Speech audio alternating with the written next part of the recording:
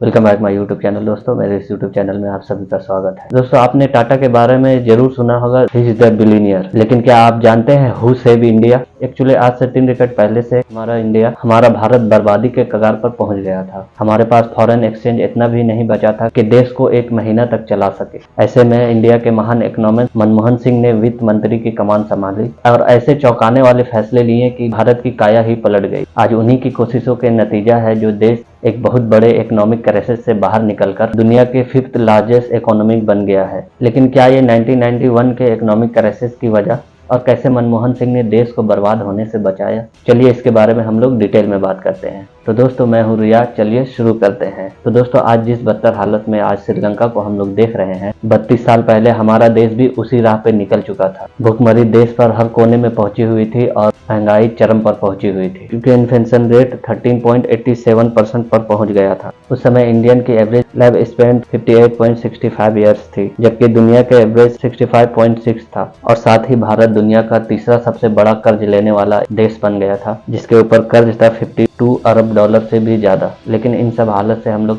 कैसे निकले, ये सब जानने से पहले हमें ये जान लेना चाहिए कि आखिर देश इस खराब सिचुएशन में पहुंचा कैसे। एक्चुअली ये बात शुरू होती है 1947 से, जब एक लंबी लड़ाई लड़ करके हमारा देश अंग्रेजों से आजाद हुआ था। लेकिन तब भी हमारे देश को उस समय 3 युद्ध का सामना करना पड़ा, जिसमें 2 पाकिस्तान से हुए थे और एक युद्ध चाइना से हुआ था। अब दोस्तों जैसा कि हम सबको पता है कि जिस देश में युद्ध चल रहा होता है उस देश की इकोनॉमी बहुत ही तेजी से नीचे जाने लगती है। इंडिया के साथ भी कुछ ऐसा ही हुआ और इस वॉर की वजह से बहुत ही कारोबार पर भी असर पड़ा। साथ ही बॉर्डर पर ज्यादा से ज्यादा रिसोर्सेज प्रोवाइड करने के लिए सरकारी खजाना भी खाली करना पड़ा। और इनफैक्ट इन सब चीजों का असर कुछ दिनों के बाद इंडियन इकोनॉमी पर साफ साफ दिखने लगा। वैसे वॉर ही सिर्फ एक लौता रीजन नहीं था, और भी कई सारे रीजन थे देश को तबाही की तरफ ले जाने के लिए। बल्कि इसकी वजह हमारी ही कुछ बनाने वाली पॉलिसी थी, जिसकी वजह थी अंग्रेज। एक्चुअली ईस्ट इंडिया भारत में कारोबार करने के लिए आई थी, लेकिन कारोबार के साथ साथ वो हम पर भी राज करने लगे। इसी के चलते जब देश आजाद हुआ तो तब ऐसी पॉलिसीज बनाई गई थी कि बाहर की कोई भी कंपनी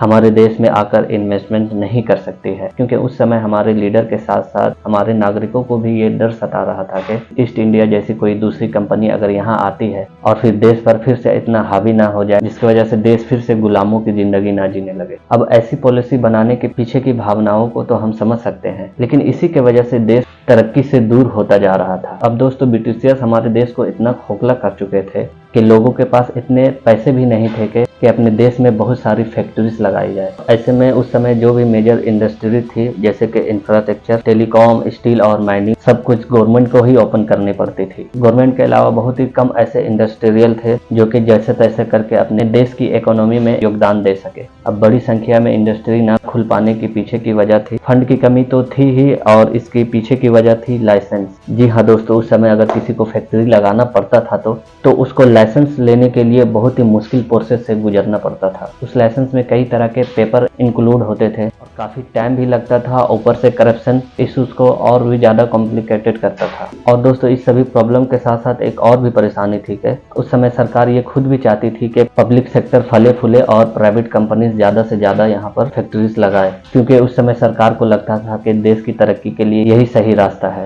उसी सोच के साथ देश 1950 में सोवियत सिस्टम लागू कर दिया गया, जिसके तहत देश की सरकार ही इंडस्ट्रियल प्रोडक्ट और प्राइस को तय करेगी, जबकि ये काम आमतौर पर मार्केट डिमांड और मैन्युफैक्चरिंग कितनी होनी है। लेकिन दोस्तों ये फैसला ब्यूरोक्रेट और इकोनॉमिक करने लगे थे। जैसे कोई स्कूटर बनाने वाली कंपनी है, कितनी स्कूटर को मैन्युफैक्चरिंग करेगी वो मार्केट की डिमांड नहीं बल्कि सरकार तय करती थी। एग्जाम्पल के तौर पर अगर कोई कंपनी कहती कि हमारी कैपेसिटी 5000 स्कूटर बनाने की है, तो सरकार बोलती नहीं, सिर्फ 500 ही स्कूटर मैन्युफैक्चरिंग करना है। दूसरे देशों से कितने कच्चे माल को एक्सपोर्ट किया जाएगा और कितने प्राइस में बेचा जाएगा, ये सब सरकार के ही हाथों में था। और दोस्तों यही सब रीजन की वजह से हमारी इकोनॉमी बहुत ही क्राइसिस से गुजरने लगी। और जैसे तैसे कई साल गुजरने के बाद आया 1985, जिस पर चीजें और भी ज्यादा चैलेंजिंग हो गई। दरअसल उस समय इंडिया का सबसे बड़ा सपोर्टर था सोवियत यूनियन, जिसे कि यूएसएसआर के नाम से जाना जाता था। एक्चुअली ये 14-15 नेशन का यूनियन था जो कि उस समय डिवाइड हो गया, और इसी डिवीजन की वजह से इंडिया और रसिया के लिए ये रिश्ता खराब हो गया था, जिसका सीधा असर देश की इकोनॉमी पर भी पड़ा। जिसकी वजह थी रशिया भारत को तेल और टेक्नोलॉजी की फील्ड में कई तरह का सिस्टम प्रोवाइड कर रहा था। उसके बाद फिर साल आया 1990, गल्फ वॉर शुरू हो गया और इस वॉर में अमेरिका सहित 32 देश शामिल हुए।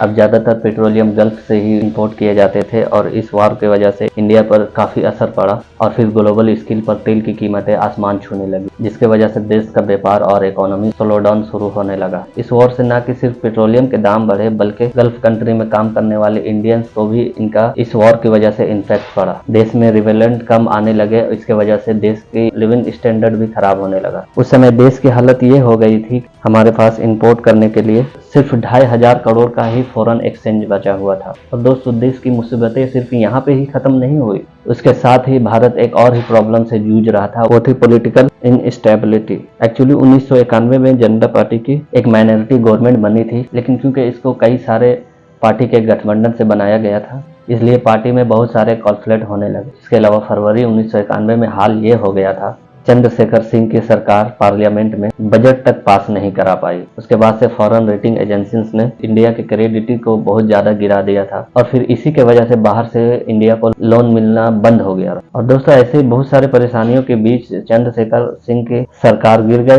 और दूसरी तरफ राजीव गांधी को भी तमिलनाडु में बम ब्लास्ट करके हत्या कर दी गई। कुल मिलाकर के देश पॉलिटिकल क्राइसिस से भी गुजर रहा था। खैर, कुछ समय के बाद फिर इलेक्शन हुआ और कांग्रेस की सरकार बनी और प्राइम मिनिस्टर की सीट पर पीवी नरसिम्हा राव को बैठाया गया।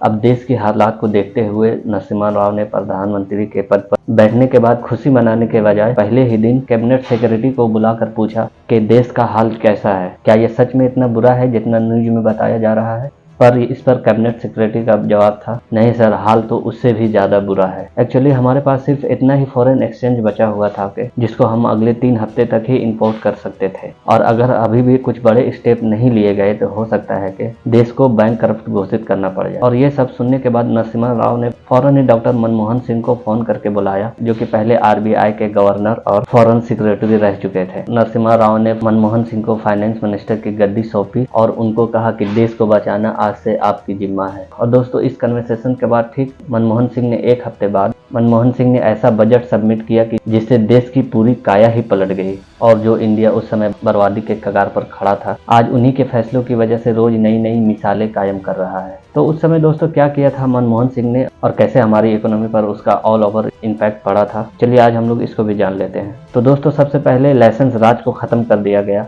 और कंपनी के ऊपर लिमिटेड सिस्टम जो लगाया था उसको भी समाप्त कर दिया। और दूसरा बदलाव इंपोर्ट पॉलिसी में किया गया था। उस समय की इंपोर्ट पॉलिसी के अकॉर्डिंग बहुत से ऐसे आइटम की लिस्ट जिनके इंपोर्ट पर रोक लगा दी गई थी और जो आइटम इंपोर्ट किए जाते थे उस पर भी बहुत ज़्यादा टैक्स वसूला जाता था। इस वजह से इनफैक्ट फील हो जाते थे कि आम इंसान इसको खरीद ही नहीं पाता था। और आज हम इस तरह का रिस्ट्रिक्शन नेपाल में भी देख सकते हैं। वहाँ के गवर्नमेंट ने कार इंपोर्ट करने पर कई सारे रिस्ट्रिक्शन लगा रखे हैं। वहाँ के लोगों को 200 से लेकर 300% टैक्स देने पड़ते हैं। जैसे कि सुजुकी वैगनार इंडिया में 6 लाख में मिलती है, वहीं नेपाल में 29 लाख रुपए हो जाती है। खैर, भारत ने ऐसी कई सारी पॉलिसी में कुछ बदलाव करके कई ऐसे लिस्ट जारी करी और कहा कि आप इस आइटम को छोड़ करके हर एक चीज को इम्पोर्ट कर सकते हैं। अब दोस्तों, हम लोग उस समय पर जिस तरह के इंडस्ट्रियल पॉलिसी अपनाई थी वो बेटर रिजल्ट देने में बिल्कुल फेल हो चुकी थी। उससे आज़ादी से 40 साल के बाद भी कुछ अच्छा डेवलपमेंट देखने को नहीं मिला था। इसी के वजह से मनमोहन सिंह ने बाहर की इन्वेस्टमेंट को अलाउ कर दिया था, जिससे टेक्नोलॉजी और फंडिंग रिसीव हो सके।